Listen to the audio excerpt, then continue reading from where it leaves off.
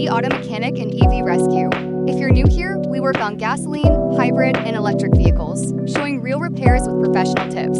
Today, we're replacing the airbag, and knee airbag have to come out first. We're working on any airbag system.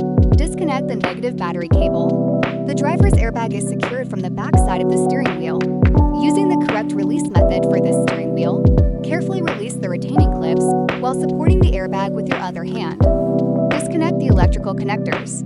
Most Ford airbag connectors have a safety lock that needs to be released before unplugging them. The wiring harnesses and connectors for any signs of damage, corrosion, or previous repairs. Any damaged SRS components should be repaired according to the manufacturer's procedures before reassembly.